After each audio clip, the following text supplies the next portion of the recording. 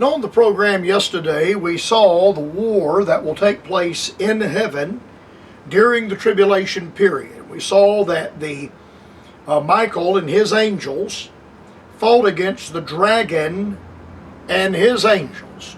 Now, this is a war that is going to take place in heaven between angelic beings. It will be the most colossal war you have ever seen. We have seen some pretty dramatic war footage in the course of our lifetime of wars that have been fought. There's some footage of World War I. There is much footage of World War II. There is footage of the atomic bombs being dropped at Hiroshima and Nagasaki. There is footage from Korea and much footage from Vietnam, the Gulf War. But all of that has been warfare between human beings. And human beings are not angelic. Human beings don't have superhuman power. But angelic beings do. And angels are above the human family. The human family is a little lower than the angels. Angels don't die. Angels cannot be killed.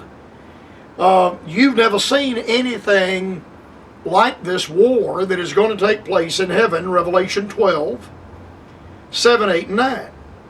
There was war in heaven. Michael and his angels fought against the dragon, and the dragon fought and his angels, and prevailed not. Michael and his angels overcome the dragon and his angels. Neither was there found any more their place found any more in heaven.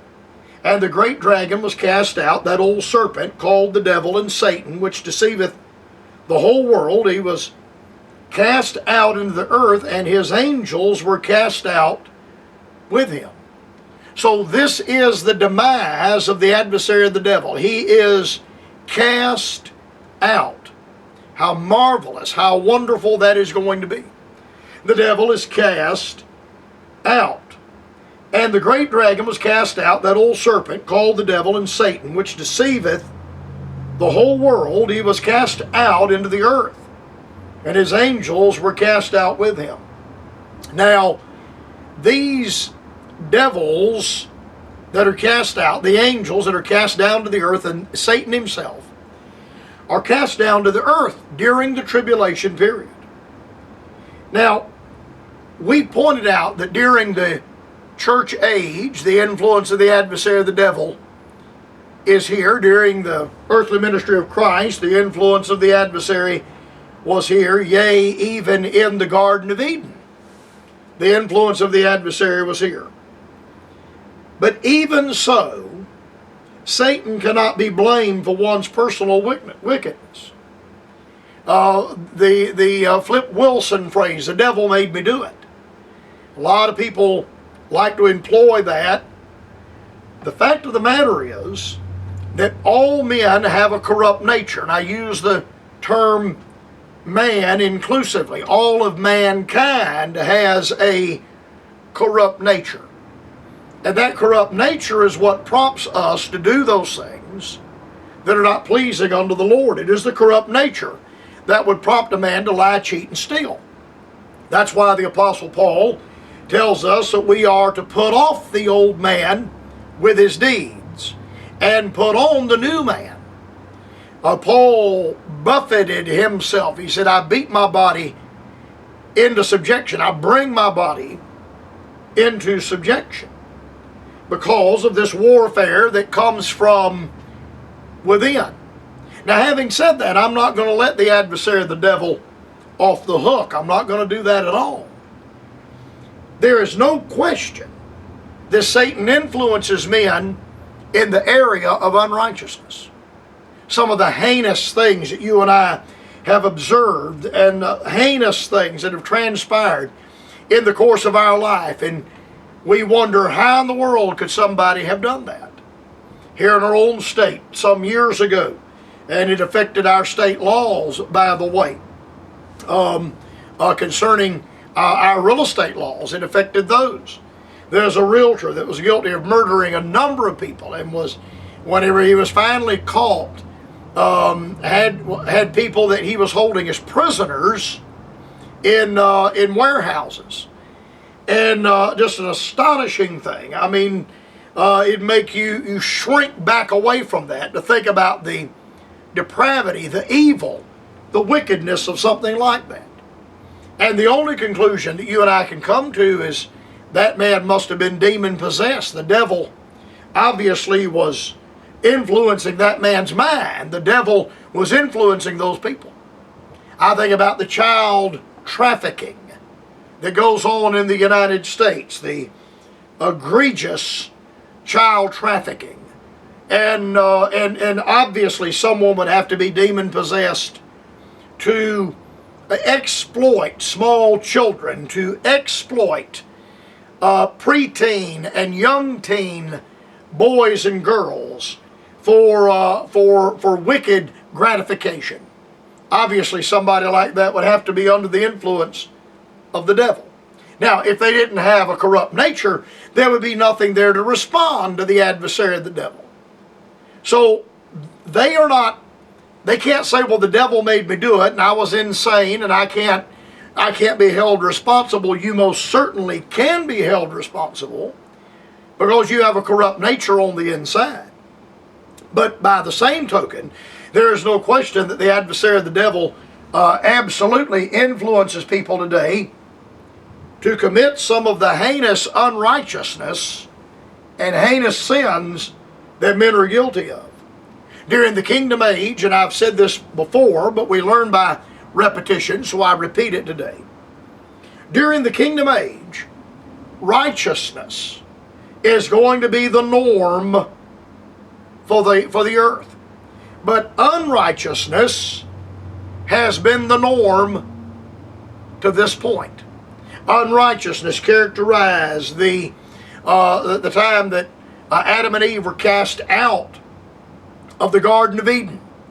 And from that time forward, in all of the dispensations, righteousness has not been the norm, but unrighteousness. If righteousness had been the norm during the legal dispensation of the law, there would not have been the prohibitions, so many prohibitions that are placed upon men in the book of Leviticus and Deuteronomy.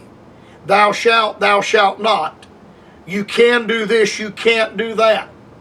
If righteousness had been the norm, we wouldn't read about the unrighteousness that's recorded in the historical books of the Old Testament, in 1st and 2nd Samuel, 1st and 2nd Kings, and 1st and 2nd Chronicles. When we arrive in the millennial kingdom for the first time in the history of the human family, righteousness will be the norm of the day. Now someone would say, but Brother Ben, what about Adam and Eve in the Garden of Eden? Wasn't righteousness the norm there before the fall? No. Innocence was the norm there before the fall. Adam and Eve were not righteous before God. Adam and Eve were innocent in the Garden of Eden. But righteousness during the kingdom age is going to be the norm for the day. The children born in the kingdom age will not know the influence of Satan. They will not be influenced by evil. Now, I don't know what kind of mass media we'll have in the kingdom age. I think that knowledge will be increased. And I don't know what kind of communication devices men will have. But I promise you, since the adversary of the devil will be bound in the bottomless pit, Satan will not be there to influence the titans of the mass media market and the mass media movement, to corrupt the mass media with all kind of filth and sin and lies and untruth. They will not be able to blame God for the different problems that we face today. The adversary of the devil is going to be bound in the bottomless pit. Now, during the kingdom age, it's interesting when you think about all the people that are going to be back upon planet Earth during the kingdom age. All of the translated saints from the church age are going to be there. We're waiting now for the sound of the trumpet. We're waiting to be caught up to meet the Lord in the air, the resurrection of the righteous dead, and the translation of the righteous living. But all of the Old Testament saints, the resurrected saints in the Old Testament economy, are going to be there during the millennial kingdom.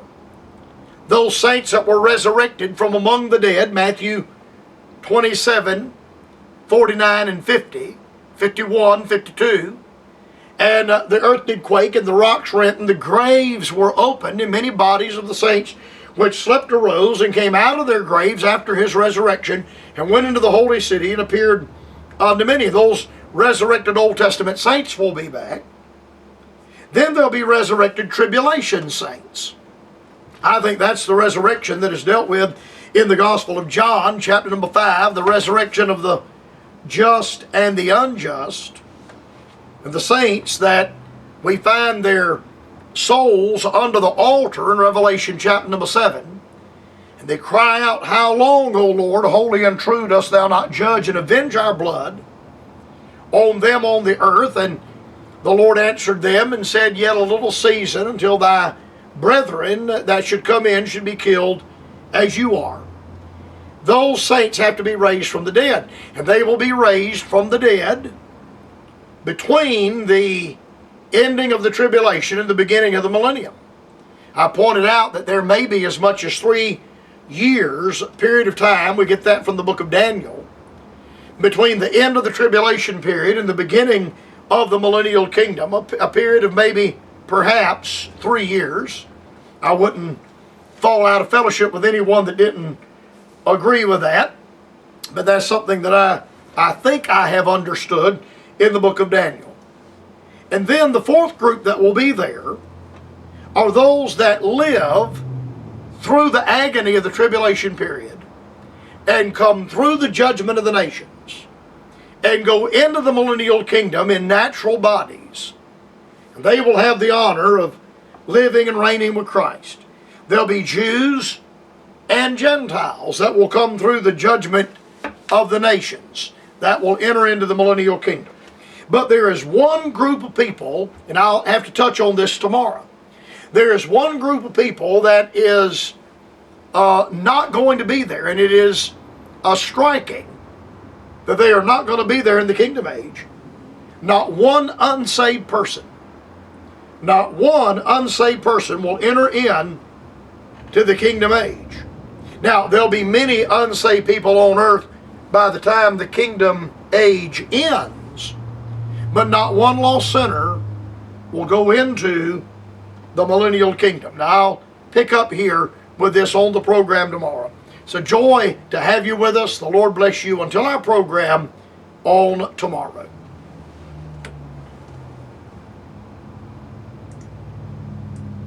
View the website at thebrightspothour.com. You may write the Bright Spot Hour at Post Office Box 4,